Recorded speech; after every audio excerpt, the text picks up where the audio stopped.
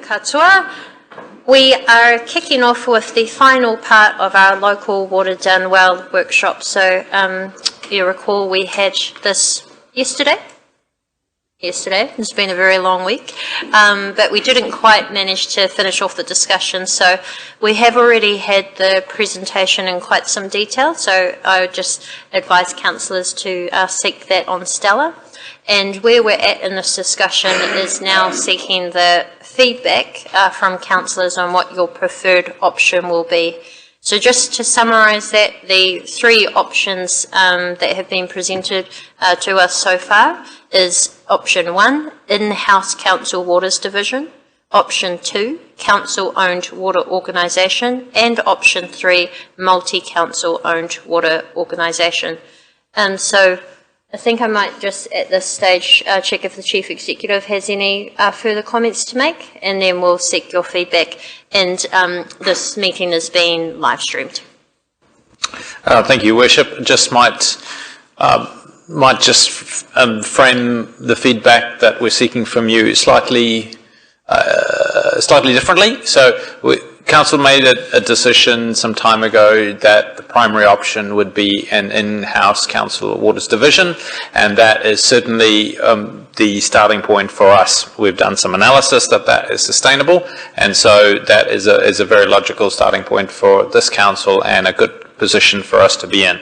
However, over the course of the 10 years that the Water Services Delivery Plan is supposed to cover, there may be a time at which it's appropriate to that no longer be the most preferred option. So I guess at this point what we're seeking from you is without us giving you a scenario which shows what a transition from one to the other might be, what I might be looking for is feedback on options 2 and 3 and your thoughts on what you would like us to consider when we are fleshing out what those two scenarios might look like. Particularly, I might take some advice from you on option 3, because again, option 2 is somewhat simpler to understand conceptually, and if we were to do it, the parameters of it are reasonably straightforward. But if you want to take your time when Her Worship gives you a chance to give us your input, let us know what do you want to know about option 3. What are some of the parameters that you would view favourably? What are some of the parameters you would view unfavourably? What are the things you want us to watch out for as we're developing an option? Should that be one that we think is more suitable over the 10 years? Thank you. Councillor Kaifong. Just a point of clarification then. So option 3, which is the multi-council owned organisation, given that there are other meetings and other council decisions, how are we to provide that feedback now? Through your worship. So I think just provide them as a discussion and a commentary back, and that obviously needs to go into the mix with all the other discussions that have been happening. We have to start somewhere. I need to get direction from you on what you consider as representatives of this council, and then we take that into any other discussions with other councils. And I think maybe if I start as well, sorry, just note, Councillor Puckett, I think it's very obvious that the government is after and wanting much larger regional multi-council owned options. I do think that although Tauranga and Western Bay of Plenty have been quite publicly far progressed in their discussions, that there could still be merit of us having discussions with the rest of the councils in the Bay of Plenty. We're not committing to anything until we have the final numbers for consideration and also have the opportunity to have community consultation. But I think there's been considerable amount of work done so far. Let's still keep going to see what the benefits, the realistic benefits could be, and then make a decision then. But I think as a starting point, it would be worthwhile exploring the multi-council owned water organisation. So that is where I might just start the discussions with you all here, and we'll seek feedback on the different options. So Councillor Barker, followed by Patterson. Thank you, Worship. I was sort of just looking for clarification, make sure I've got my head straight around what this option actually looks like. And my understanding is that whichever councils are involved will have a shareholder forum that will be made up of mayors and CEs potentially from each council. They will appoint the board, and the board will deliver on the statement of expectations that is put together by the shareholder forum, and that shareholder forum will have to put their combined thoughts into what that statement of expectation will be, and then the board delivers on that.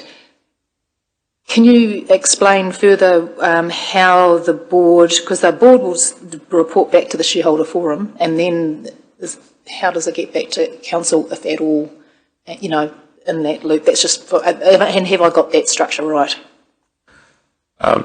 Through you, Your Worship, you've described something that's consistent with my understanding.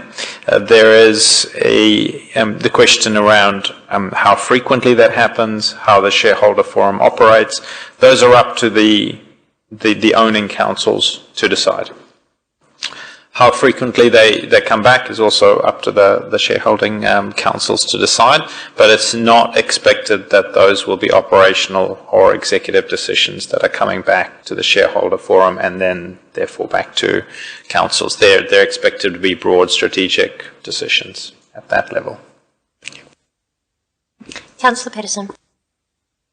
Thank you, Worship. And again, I'm just seeking some clarification. The documents in the presentation provided by DIA, there was a table that said executive summary, refinancing water debts improves council balance sheets. Now, I'm just confused. It says, the graph says reduction in council debt from establishing Bay of Plenty Water CCO, so that's your multi-council CCO. 24-25, it starts out for us, 206, then it goes to 229, 253, so on and so forth as the years progress, and then it starts to drop again. Is that the actual debt headroom that it's creating, or is that the saving off our debt?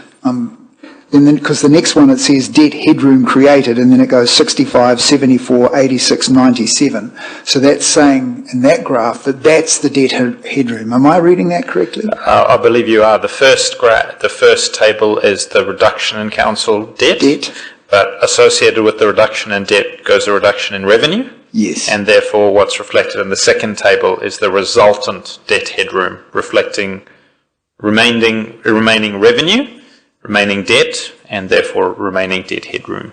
So that effectively was what they were talking about when it says this kind of operation increases our capacity to borrow, correct? That's correct. That's the financial considerations that will allow council to operate that. Council doesn't have to, no, but that would allow. Okay, thank you. And as to Councillor O'Brien's question, that what happens if down the track, now that we've had those major responsibilities taken off us, central government then says, well, actually, you don't need so much money. And they take away that ability for us to borrow, because now we need to only concentrate on this and this instead of that as well. Thank you, Councillor O'Brien. Councillor Patterson, sorry. It's been a long couple of days. Just as I think I mentioned, that's not a decision for central government. Central government doesn't make the decision on the LGFA funding commitments and covenants. LGFA is actually a council-controlled organisation. It's owned by shareholder councils, and I believe central government has some shareholding, 20% shareholding in it. So it's not a decision of government whether the 250% debt to revenue ratios remain. They're with LGFA, and I took away an action from the workshop yesterday for us to see if that undertaking's been given by LGFA, and if not, we will write to them and seek clarification. Thank you. And my last point of clarification, again, from just trying to get all the facts from yesterday clear in my head, once again, that multi-council CCO, our council, Rotorua Lakes Council, will have no power to veto any of their decisions.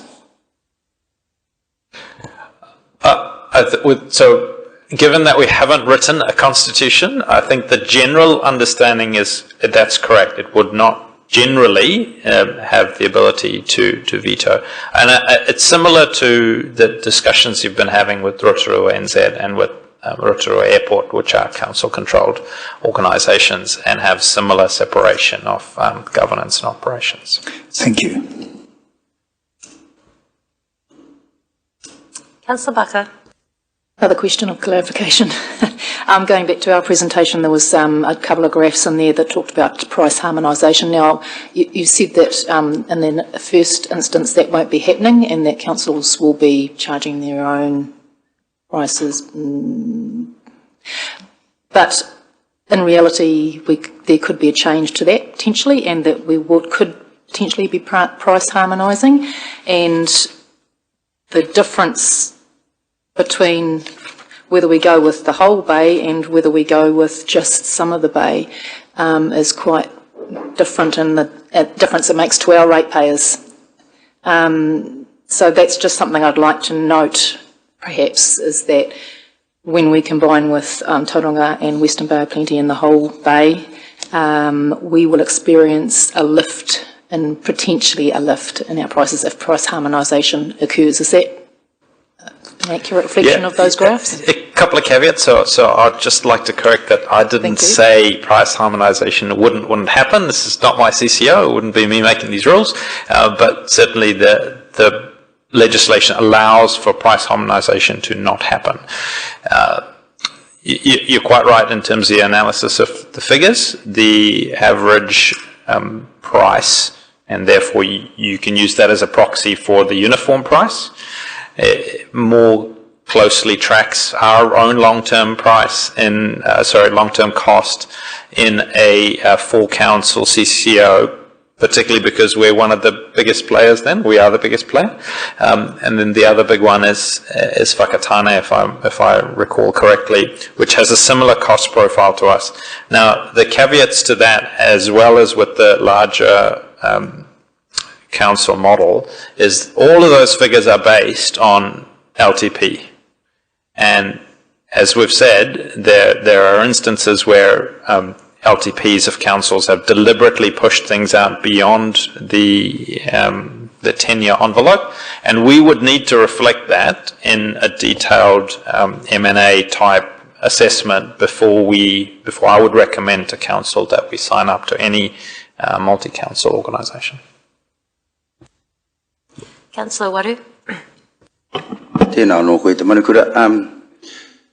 Sort of along the lines of what Councillor Parker was asking around, best case scenario for us to take advantage of perhaps the benefits that come from a multi-owned model. If you can just refresh my memory from yesterday, did it work out better for us if we were with some councils and not with Western Bay and Tauranga? I'm just trying to crunch the numbers here in my head. Stavros might add to this, but the graphs that we showed, so this was in our presentation, in our RLC staff presentation, we looked at two groupings. One grouping was with 6 councils, so all councils in the Bay of Plenty, and one was 4 councils, and those 4 councils were the 4 councils in the Bay of Plenty without Tauranga and Western Bay. And when you looked at those, as Councillor Barker mentioned, the long-run price average is lower when it's 4 councils as opposed to 6 councils. But again, that goes with all the caveats that we've just talked about. I think the only thing I would add to what Andrew said is that it's a multi-council CCO will enjoy the benefit of higher debt leveraging, and the modelling we've done, it indicates over 10-year periods we would benefit to the tune of about 4.6%, by these financial, financing costs, 4.6% over a 10-year period, but then you have to factor in. That's only the financing costs. They have to factor in harmonisation. No matter where you go, you've got high and low, and the harmonisation track is not very dissimilar to what we are at the moment. So the benefit is that financing cost, that might accrue to us. So a question, my next one would be, out of the option 2 and option 3 that is presented here, there's not too much difference in the benefit that we would receive? Is that what I'm hearing? Going back to what Stavros said right at the start of the presentation, there are tangibles and intangibles. And we can model the tangibles based on what we know, and we have not taken into account any theoretical efficiencies in the modeling that we've presented. Those are the tangibles. The intangibles are any efficiencies, and the intangibles are also the changes in market dynamics that might arise from what other councils do. As I've said before, if we're operating now in quite a fragmented purchasing market, so we have in this area, we have a number of councils, we've got a number of private providers, we've got a regional council does a little bit of procurement in this space, and we've got a number of private sector providers. That is quite different market dynamic than if there are one or two very large providers, or one very large provider and one very small provider. And there are numerous examples across the country and the world in infrastructure or in other fields about how the ability to purchase changes when you're a very small player in an unfragmented space. I can't give you tangible advice on that because those are all theoretical scenarios. Councillor O'Brien.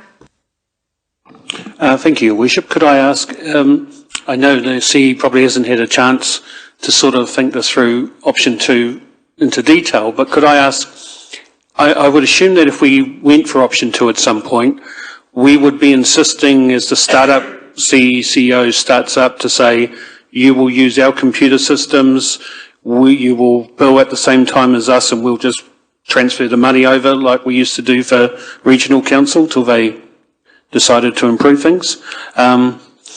Is that the sort of thing we would be looking at as a startup of option 2? Certainly shared services are very much part of the conversation for councils who are looking at this and looking at it much more seriously than we have. That, yeah, absolutely, a lot of those things would be not stood up and separated on day one at all. Thank you. Is that something we could also look at under option 1 as well? At some point, if we wanted to say, well, let's put a market, how will you just ring fence those monies, the revenue, sorry? So maybe David might like to comment on this, but that option 1 really requires it's a financial and an accounting ring fencing. Right. Yeah. So the consumer, it won't change so much for the consumer side, the way option 2 or 3. No, it's expected that would still be a rates bill. It would look similar. It would be more on the accounting side. We'd need to demonstrate ring fencing. Thank you. Councillor Kaifong. I'm just trying to get some clarity then. So if we're looking at option 3, the 3 options for getting us going along is whole Bay of Plenty, so all of the councils.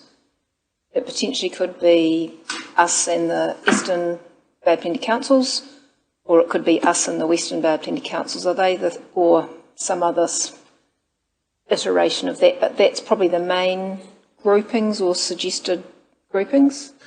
Thank you for getting to the point so quickly. Yes, those are the conversations that have been having. There are variations where potentially some councils from the Waikato might want to join or not.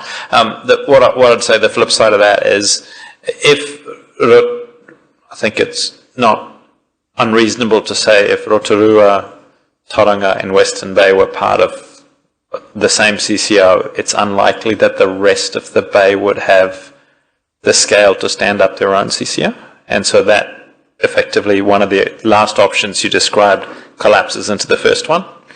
So that leaves us with 2 options then. So if we said we had to go out with option 3, that would be potentially all of the Bay of Plenty councils, or potentially us and the Eastern Bay of Plenty councils, and forgetting the other iterations, forgetting Taupo, Is that what you're asking for today? I'm just not sure where we're trying to, what we're trying to agree on for this process. So from a staff point of view, those are the only ones we've analysed at this point because we think they're logical.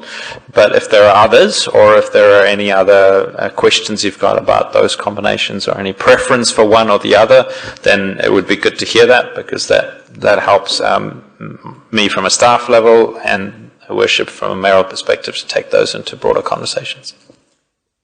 So it is a starting point for those conversations. So based on the feedback here, and I appreciate it's not making a decision at this stage, but based on the feedback, we can then go and have discussions with the mayors and CEs of other councils to see if they are keen or not. They may or may not be, and then we'll bring the next iteration of this discussion back. So just a point of, you mentioned then if it was us, say, for example, with the Western Bay, the others wouldn't have the scale or the number of connections or whatever. So is that still a directive from the government which originally said they were looking for at least, I think it was 200,000 per CCO? I know there's been a bit of movement in terms of... Yeah, the only time, through you, Your Worship, the only time I have seen that has been in Minister Brown's speech last year, and I haven't seen it in any other documents specifically. We've heard from Minister Watts and from DIA staff yesterday that there's, quote unquote, no change in direction with the new minister, but I haven't heard those words from the new minister, and I haven't found that written in the legislation anywhere. So you're suggesting that we give some sort of suggestions? Or how do we bring this discussion to a... So the purpose of this discussion is to get councillors' feedback on what a preferred option may be to start the discussion with other councils, or not. So if I say we started with the 3, are we suggesting that we've now narrowed that down to 2? So if I said it was Whole Bay of Plenty, us and Eastern, or us and Western, are they the 3, apart from going it alone option? Is that the...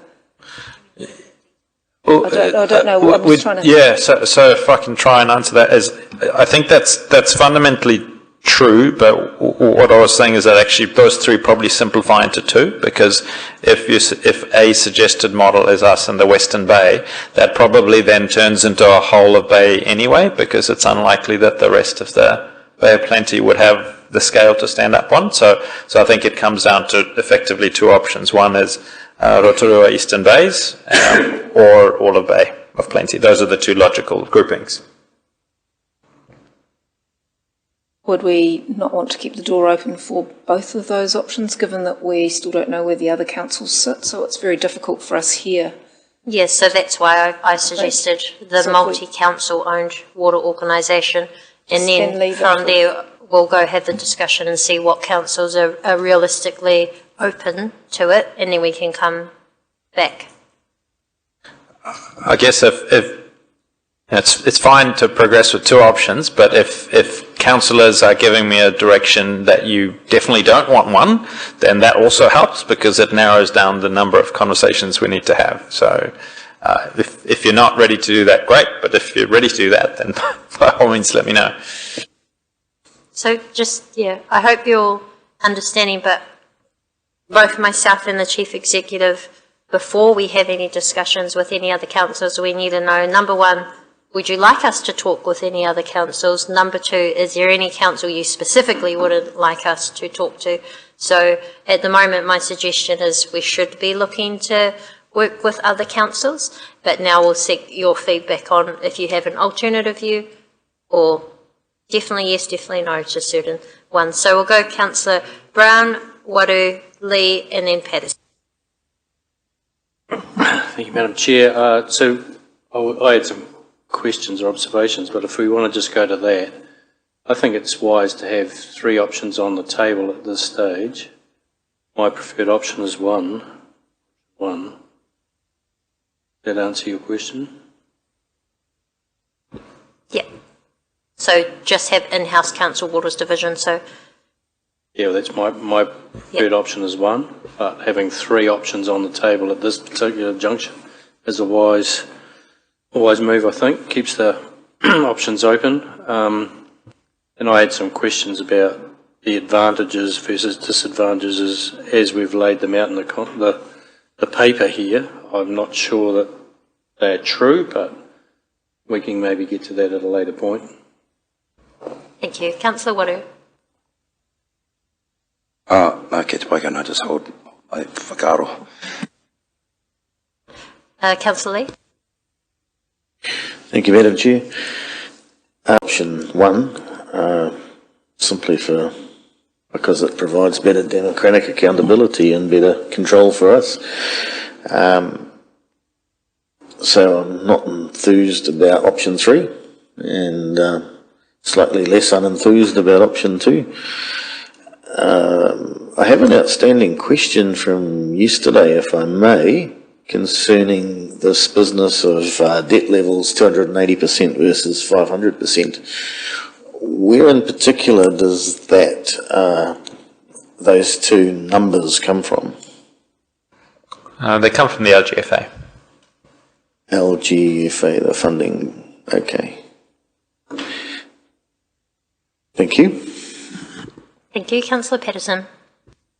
Thank you, Madam Chair. So now that I've had those points clarified earlier, looking at it, the pros, potential significant saving to our council and our ratepayers with a multi-council CCO. Cons, we give up control of our most important asset. Without our water, we're nothing. We have no city. Our three waters and our ratepayers no longer have a say in its future, as Councillor Lee pointed out, the democracy. Once that board is established, it's on them. They are responsible for everything, and yet significant decisions like just as an example, the discharge of our effluent from the treatment plant would no longer be made by people around this table. And where does that leave mana whenua? There's cultural ownership of the water as well to be taken into account, instead of just profiteering and making money. There's a lot more to this than just that. And the other thing that concerns me is one of the benefits that's touted is the ability to borrow more. And yet our public have been telling us we don't want more. Reduce our debt, please. And yet if the human nature is I've got a pot of money over here, I'm just going to go and spend it. Look, we can do this, we can do that. Do we really need to? That's my concern. So for me, as my colleagues next to me said, I would prefer 1, 2 at a push. Thank you. Councillor Waru. Tēnā anō koe. The question came back to my mind.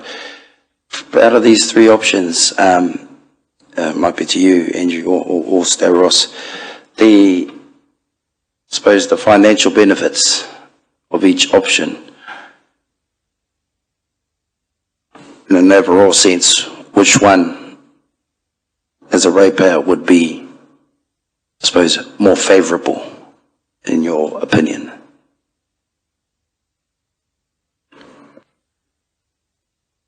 Well, I'm a ratepayer and an officer, so look, the financial modelling indicates, I would say, very Spartan savings from basically financial resources. If you borrow more money, the financial costs, are less. But as Andrew said, you've got to consider, as an organisation, all the intangibles. You've got a government with whom we want to do perhaps deals, on other elements. We want to collaborate in other community, aspirations and so on. The risk of actually sort of not appear to be rowing in the direction of the government policy statement is that may compromise our ability to do these kind of deals.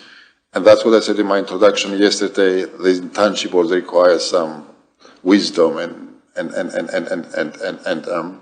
judicial judgment, to be made. I'm not personally, as a professional, I'm not entirely sold on the efficiencies of large-scale organizations.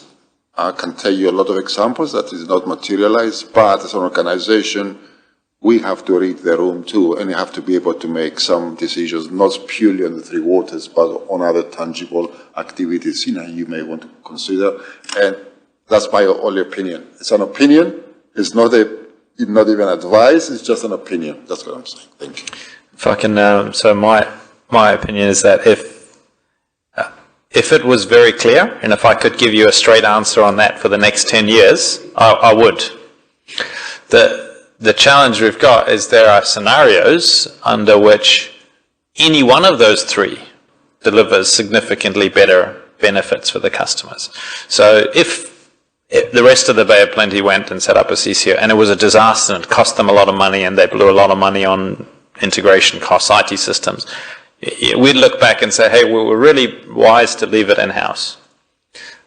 However, if the rest of the Bay of Plenty go and set up a system and they're really efficient and they, we don't get any contractors and staff, then we'll think that that was a really unwise decision. So there are scenarios in which any one of them turns out to be the best one. And unfortunately, I can't advise you on what that is at this point. What I would say, as Stavros said, is taking a view that what we have now will absolutely surely be the only solution for the next 10 years, to me is unwise. Well, thank you. Wasn't quite what I was looking for, but I understand. Kia ora. Councillor O'Brien. Thank you, Worship, and through the Chair. Where to start? What concerns me is when we're sitting here deliberating on, a fairly substantial decision, and for several days now, we've been several meetings, we keep seeking clarification. Even today, we're still seeking clarification. And a lot of this, our CE and Mr. Michaels can't answer because it's hypothetical, and no one quite knows a lot of this stuff, how it's actually going to wash up. I'm sort of reminded of that famous speech of Donald Rumsfeld, who was, during the Iraq War, who said, there's things we know, and there's things we don't know. And of the things we don't know, they know we don't know, and we know we don't know. And then there's other things no one knows. And I suspect that we're sort of going around a little bit like this at the moment. And with all due respect, I probably would not have touched three with a barge pole. I was totally against Three Waters when that nonsense was put forward. I said so during the election. I would do everything I could to oppose it. Now we have local water done well, but one of the options seems to be where the minister wants us not to be local water. But the minister wants that. Well, I want to be married to Al McPherson. We all have our crosses to bear sometimes. So, with all due respect, I do appreciate that our CE needs to be, and our mayor does need, shall we say, room to move with government. Of one, I'm option one, and as you all know, always have been. I personally think that option two will come in some form down the track anyway, even if we adopt option one for now, whether that's 5 years or 10 years, whatever. I think option two will, or something very similar to that, will be in effect.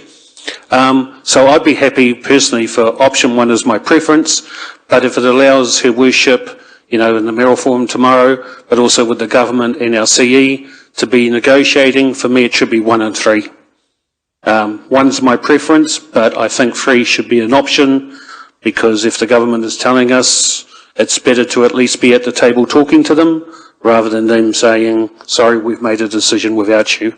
And there's been enough of that in the last few weeks, which we won't go over again. So for me, option 1's my preference. 3, is the alternative. If you want 2 in as well, I'd be fine with that. But for me, 2 in some form will be inevitable anyway. So for me, it's 1 and 3, if that helps. Thank you. Thank you very much for that feedback. So far, we've only heard about 1 and 3, and it does make sense if we are going to set up a water organisation that we look at potentially multi-council owned. So we'll carry on, but I will also just mention at this stage, one of the things that concerned me with the presentations that we had from the government agencies was the Commerce Commission in their presentation and they talked about other proposed tools. And one of those would be economic regulation.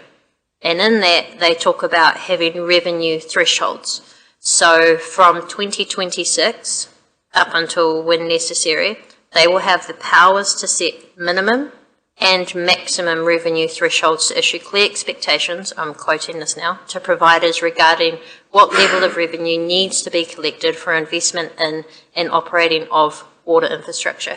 So I think in the past, I've been certainly keep this local. We need to have control over how much this will cost.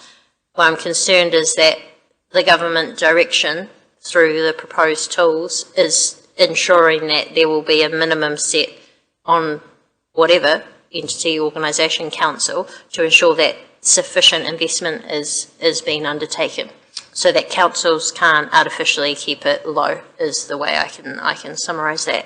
So that's just why I'm open to looking at the option 3, because I think it's clear they want councils to be investing more than we are. And I think that the financial benefits of having additional headroom compared to it sucking up our limited headroom is why I am open-minded to considering multi-council, but again, no final decision until it's definitely beneficial. So we'll keep getting some feedback. So we've got Councillor Barker and then Councillor Wang.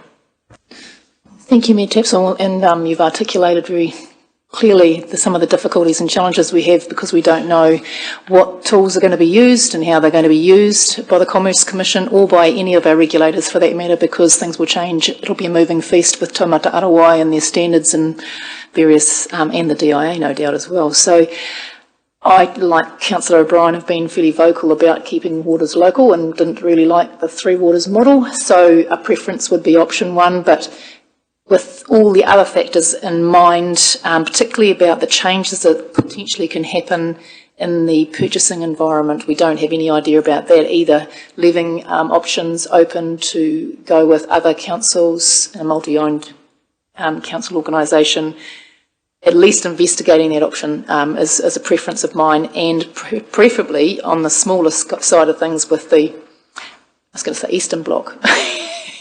Because just looking at the price harmonisation, it does seem to favour us more than the other model of the larger CCO. Thank you. Thank you very much. Councillor Wang. Thank you, Your Worship, and for the comments around the table.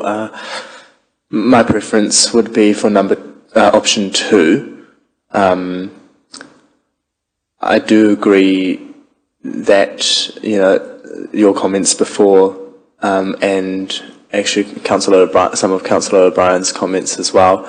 The option 1 to me, with the direction that the government's taking, and the heavy focus on the investment into the water infrastructure, to me it feels like that option 1 over time will not be palatable, will not work with time. So option 2 is my preference, and I also absolutely do agree that that we cannot keep, not saying that we are, but artificially keeping the rates low and the investment low has definitely come to bite us in the behind from past decisions. So having that extra pot of money to invest in what is intergenerational infrastructure and maintenance of that, proper maintenance of that, and funding the depreciation properly, is the good decision making that I would absolutely support. So option 2 would be my preference, but I do think that with the direction that it's heading, that we will need to be prepared for option 3, and so that's why that I would absolutely support yourself and Mr. Moraes to have those discussions with the neighbouring councils, because should it happen, we need to be at the table and as part of those discussions and not be left out, because that's the only way that we can get our voice heard earlier on in those discussions. So that's my view on this. Thank you very much. Councillor Woody, we'll come to you soon to see if you do have a view. You may not, that's fine. But we're currently sitting at the just majority, likes 1, but there is still open-mindedness and some support for 3. So I'll seek your feedback too, Councillor Woody, but what I suggest is we could go into these discussions with most likely our preferred option will be 1, but who out of and I'm hearing Eastern Bloc, and that did align with the price harmonisation. It was a little bit more expensive when we took on Tauranga and Western Bay, but who out of the Eastern Bloc may be keen, and then we progress those discussions in a non-committal way to see how that might look. So, Councillor Waru, is there anything else you wish to add? No, I've heard the kōrero, and option 1 and option 2, kōrero 2. Take some points there, but I'll just be simple. Number 3. Eastern Bloc. Kia ora. Okay, thank you. I think that's enough feedback. I'll just double check with... Oh, sorry, did you have further feedback, Councillor Cox? Yeah. No, I think we had talked going option 1, but potentially in a few years' time we will need to have an opportunity to move to so we don't want to shut off all those conversations now, so I think it has to be option 1 and 3, and I think probably we've heard that probably alignment with Eastern Bay of Plenty probably suits better in terms of looking at the numbers and what's already been heard, but obviously we'll leave the diplomacy and the negotiations to both our CE and Mayor in the event that we do need to reach out to ensure that we have a workable Bay of Plenty model. Okay, thank you. I think that's all we need for now. There is a Bay of Plenty Mayoral Forum occurring tomorrow, so I'll attempt to get an initial view, but then we'll formalise those discussions with anyone who is keen. And of course there will not be a final decision until it comes back to Council and the opportunity to share this information with our community. So that concludes our Local Water Done Well discussion. Thank you very much everyone for bringing this into a second day. So where did we land for the preferred kōrero? Preferred option 1, Number but 8. we'll still have the discussion on option 3, multi-council with Eastern Bloc, the Eastern Councils. Eastern Bay, I should be more specific. Okay, well that concludes this workshop. I'll invite Councillor Waru, if you could please close us off for the day with the karakia. Kia ora no tātai. E whakairia te tapu kia wā te ai te ara kia turu ki whakatahai, kia turu ki whakatahai, haumi e, hui e, tā ki e. Kia ora tātai. Thank you very much everyone. I declare the workshop closed.